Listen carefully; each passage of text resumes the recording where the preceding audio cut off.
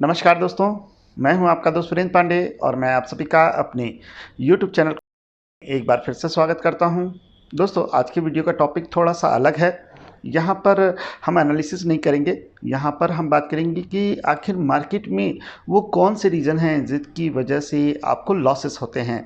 मैं डायरेक्शन देता हूँ, बताता हूँ कि आपको इन लेवल्स को फॉलो करना चाहिए, क्लोजिंग प्राइस का वेट करें। लेकिन कुछ एक सब्सक्राइबर हमारे इन चीज़ों को भी समझ नहीं पाते, उनको इनसे कोई मतलब नहीं है कि मैं यहाँ पर क्या कह रहा हूँ, वो सिर्फ लेवल्स को ध्यान रखते हैं। तो आज के वीडियो में हम कवर करेंगे कि आखिर फॉल्स ब्रेकआउट क्या होता है, कैसे आइडेंटिफाई करें और किस तरीके से फॉल्स ब्रेकआउट से बचें। आज के वीडियो में मैं अभी आपको चार्ट में भी दिखाऊंगा कि मैं यहाँ पे क्या कहना चाहता हूँ, लेकिन कोशिश करिएगा कि चीज़ों को समझें और अपनी एनालिसिस में आप इसे इंक्लूड करें। सबसे पहले बात करेंगे क्लोजिंग प्राइस की। देखिए, किसी भी ब्रेकआउट में क्लोजिंग प्राइस बहुत ही मैटर करता है। अगर आपने ये कहावत सुनी है कि market start by novice trader and close by professional traders, इसका मतलब क्या है? देखिए, मार्केट में नोवाइस ट्रेडर हमेशा फोमो में ट्रेड करता है, जल्दीबाजी में ट्रेड करता है, क्योंकि उसको लगता है कि ये मूव मुझसे मिस हो जाएगा। जबकि प्रोफेशनल ट्रेडर हमेशा वेट करता है राइट पॉइंट का, राइट एंट्री का, और इसी वजह से किसी भी कैंडल की स्टार्टिंग मैटर करते ही नहीं है। ना उसका हाई लो मैटर करता है, ना ही उसका लो मैटर करता है। हमेशा कैंडल की क्लोजिंग प्राइस को ही ध्यान दिया जाता है। ट्रेडिंग में सबसे जो ज़्यादा इम्पोर्टेंट चीज़ है वो ब्रेकआउट पर क्लोजिंग प्राइस को पहचानने का है कि कैसे हम क्लोजिंग प्राइस को पहचानें और किस तरीके से हम उसे अपनी ट्रेडिंग में इंक्लूड करें या किस तरीके से कंफर्मेशन लें, अपने ट्रेड को बिल्ड करें। अभी मैं आपको चार्ट पे भी समझाऊंगा कि मैं क्या कहना चाहता हूं, लेकिन सबसे पहले आप ये चीज़ समझ लीजिए कि कैंडल का ओपन, हाई, लो कुछ मैटर नहीं करता, मैटर हमेशा करता है क्लोजिंग प्राइस। चलिए चार्ट पे देखेंगे और कुछ ब्रेकआउट्स को यहाँ पर आइडेंटिफाई करने की कोशिश करेंगे। मैं अपने कुछ टिप्स दूंगा जो मैंने अपने एक्सपीरियंस से सीखे हैं, आपको समझाने की कोशिश करूंगा कि किस तरीके से आप फॉल्स ब्रेकआउट को आइडेंटिफाई कर सकें और एक परफेक्ट ट्रेडर बन सकें। चलिए चार्ट पे चलते हैं और वहाँ पर हम आगे की बात करेंगे। दोस्तों, स्क्रीन पे ध्यान दीजिएगा, भारतीय एयरटेल का मैंने डेली चार्ट यूज़ किया है और रिसेंट में हमने इस स्टॉक के अंदर एक ब्रेकआउट देखा। लेकिन होता क्या है कि जब आप ट्रेड करने जाते हैं तो आप एक छोटे छोटे मूव से भी डर जाते हैं और इसी वजह से मैं कहता हूं कि एंट्री पॉइंट हमेशा बहुत इंपॉर्टेंट होता है। अगर आपको साइकोलॉजी मालूम है आपकी कि आपको फियर आ जाता है, ठीक है, आप डर जाते हैं एक सर्टेन डाउन मूव से।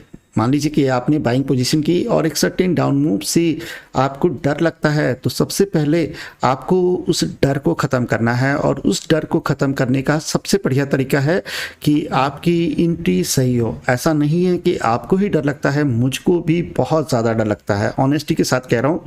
इसमें कोई भी दो राय नहीं है, ट्रेडर की मानसिकता एक ही है, एक जैसी ही होती है। बस क्या होता है कि एक्सपीरियंस ट्रेडर उस डर को जीतने के लिए कुछ ट्रिक्स इस्तेमाल करता है और वही ट्रिक्स मैं आपको यहाँ पर एक्सप्लेन करने वाला हूँ।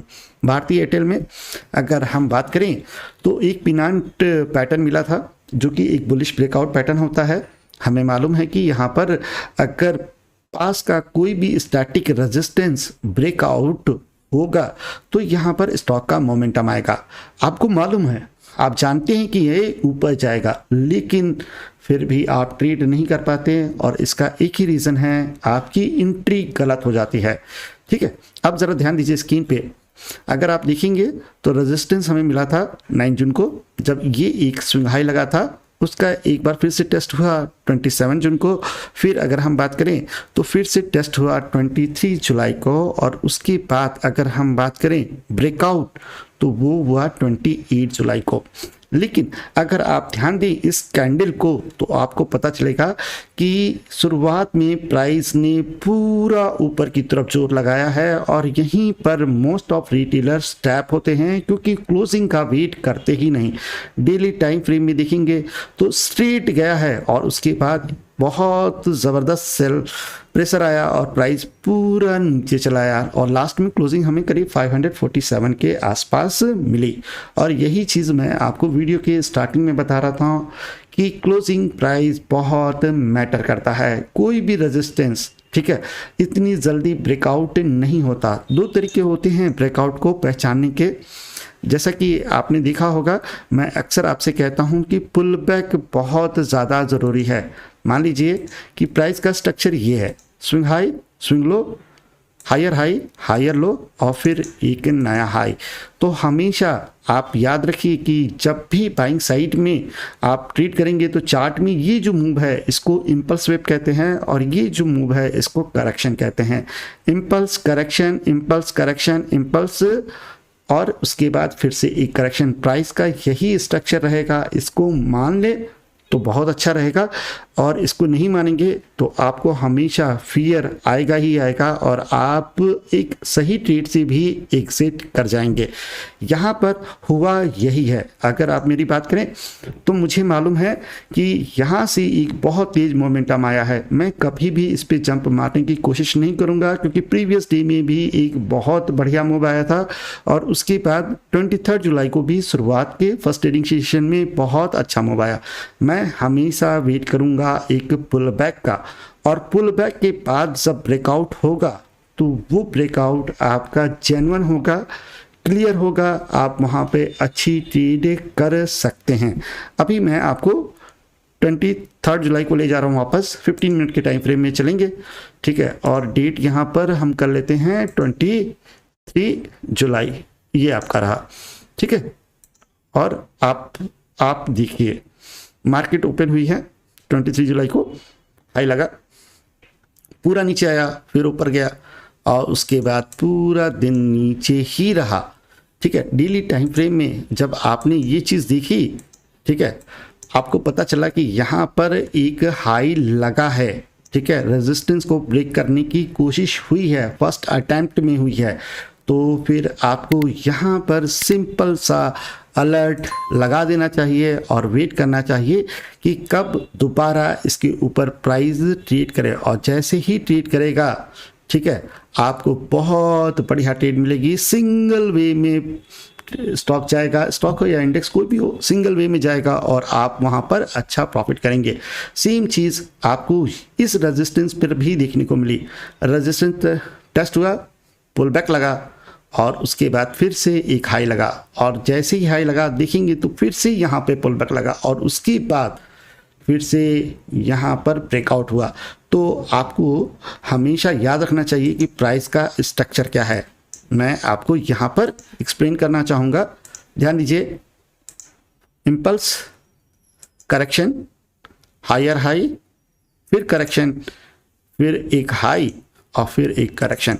तो जब आप इन सब चीज़ों को समझने लगते हैं, प्राइस के स्ट्रक्चर को पहचानने लगते हैं, तो आप कभी भी भारतीय में मंडी के ट्रेडिंग सेशन में बुलिश नहीं होंगे।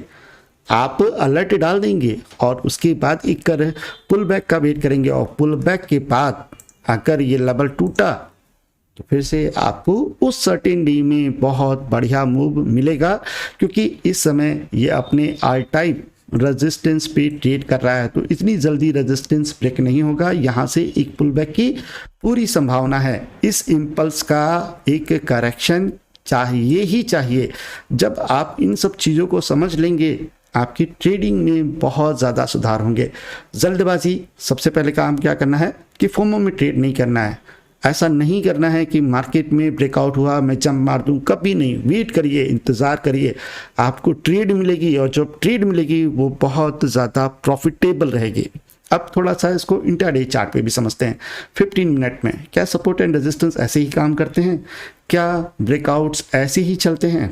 15 मिनट का चार्ट देखिए, अब आपको क्लियर समझने को मिलेगा। 15 मिनट का चार्ट आप देखेंगे, ठीक है, आपको मालूम है कि भारतीय एयरटेल बुलिश है, आपको ट्रेड करना है, ठीक है। बात करते हैं 5 तारीख की।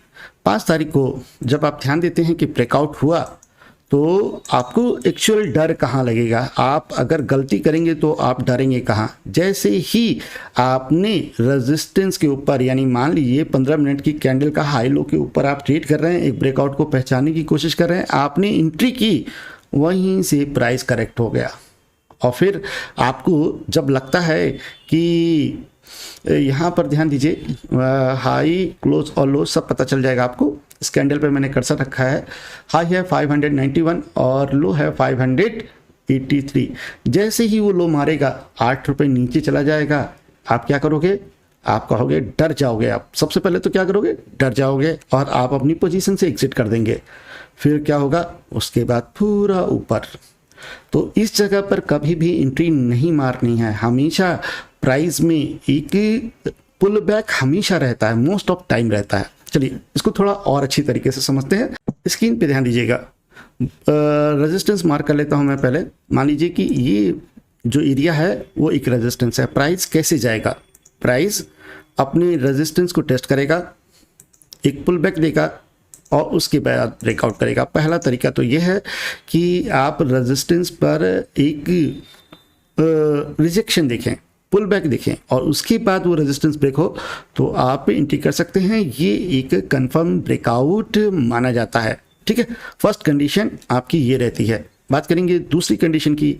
दूसरी कंडीशन को भी समझ लेते हैं। कभी कभी प्राइस जो है वो सीधे ब्रेकआउट कर देता है। ये सीधे ब्रेकआउट कर दिया। आपका क्वेश्चन होता है कभी कभी कि अगर सीधे निकल जाए तो क्या करें सर? तब भी हम उसी रूल को फॉलो करेंगे। अगर सीधे निकल गया तो आपको ये मालूम होना चाहिए कि इम्पल्स का, every impulse has a correction, और फिर आप वेट करेंगे एक करेक्शन का और उसके बाद आप इस सपोर्ट पे बाई कर सकते हैं या ये रेजिस्टेंस ब्रेक हो तो आप बाई कर सकते हैं। दोनों चीज़ें आपके लिए बहुत ज़्यादा प्रॉफिटेबल रहेंगी। लेकिन अगर आप इन जगहों पर जंप मार देंगे, रेजिस्टेंस के पास में हाई पे जंप मार देंगे तो बड़ी दिक्कत हो जाएगी। हमेशा आपको यहाँ पर वेट करना है क्लोजिंग का। अगर क्लोजिंग ऊपर हो भी जाती है और प्राइस ऊपर चला भी जाता है तब भी आप जंप नहीं मारेंगे। आप इस रूल को फॉलो करेंगे कि every impulse has a correction, और जब करेक्शन आएगा जो रेजिस्टेंस ब्रेकआउट हुआ है वो सपोर्ट का काम करेगा और फिर से आप यहाँ से उस चीज़ को बाई कर सकते हैं और ऊपर लेके जा सकते हैं। फिर से मैं यहाँ पर कुछ एग्जांपल्स दिखाना चाहूँगा जो मैंने खुद ट्रेड किए हैं, खासकर निफ्टी 50 इंडेक्स में। आपको निर्मला सीतारमण कैंडल याद होगी, मैं उसको कैंडल ही कहता हूँ। जब उन्होंने लॉन्ग टर्म कैपिटल गेन की अनाउंसमेंट की थी, मार्केट में एक भूचाल आ गया था। बात है पिछले साल की और मैं आपको वहीं पर लेके चलूँगा। ठीक है, आप ध्यान दीजिए, ये वो कैंडल है। ठीक है, मार्केट ने क्या की थी? एक रेंज बनाई थी। ठीक है, रेंज का ब्रेकआउट हुआ। ठीक है, आपको उस दिन भरोसा ही नहीं आया। मैं यहाँ पे छूट नहीं कह रहा, आप लोग की मानसिकता मुझे मालूम है। ट्रेडर की मानसिकता एक ही जैसी होती है, अलग नहीं होती है। ब्रेकआउट हुआ, दूसरे दिन आपको विश्वास आया कि नहीं ये ब्रेकआउट कंफर्म हो गया और आपने जंप मार दिया। फिर क्या हुआ? प्राइस करेक्ट हो गया। मैंने आपको यही चीज़ बताने की कोशिश कर रहा हूँ कि रेजिस्टेंस पे दो कंडीशन हो सकती हैं। या तो रेजिस्टेंस टेस्ट किया जाए, एक पुल बैक आए और उसके बाद ब्रेकआउट हो। अगर रेजिस्टेंस एक झटके में ब्रेकआउट हो जाता है किसी सेंटीमेंट की वजह से, किसी न्यूज़ की वजह से, तो फोमो में नहीं आना है, पुल बैक का वेट करना है। मोस्ट ऑफ टाइम जो रेजिस्टेंस ब्रेकआउट हुआ, जिसका ब्रेकआउट दिया है, वो वापस टेस्ट किया जाएगा एज अ सपोर्ट और वहाँ से एक अच्छी रैली आएगी। तो इन सब चीज़ों को समझकर ही आपने ट्रेड करनी चाहिए। देखिए, आप लोग कहते हैं कि एजुकेशनल वीडियो बना दो और मैं कोशिश भी करता हूँ, लेकिन मैं थ्योरी में बिल्कुल यकीन नहीं रखता। मैं हमेशा ट्रेडिंग में यकीन रखता हूँ और ट्रेडिंग हमेशा प्रैक्टिकल चीज़ों से होती है। मेरा मानना है कि किताबें पढ़ लेने से, चीज़ें समझ लेने से आप कभी ट्रेडर नहीं बन पाएंगे जब तक आप उसको एक्चुअल ट्रेडिंग प्लेटफॉर्म पे इम्प्लीमेंट नहीं करेंगे। और जब ये चीज़ आप करने लगते हैं, वहीं से आपकी धीरे धीरे जो पूरा फेस होता है डिप्रेशन का, वो पूरा का पूरा चेंज हो जाता है। तो चीज़ों को समझिए और उसी के हिसाब से ट्रेड करने की कोशिश करिए। मेरी एक छोटी सी कोशिश है आपको ब्रेकआउट समझाने की। होप आपको आज का वीडियो पसंद आया होगा। अगर पसंद आया है तो प्लीज़ लाइक करिएगा, शेयर करिएगा एंड सब्सक्राइब करिएगा। मिलते हैं नेक्स्ट वीडियो में। थैंक यू, नमस्कार, धन्यवाद, जय हिंद।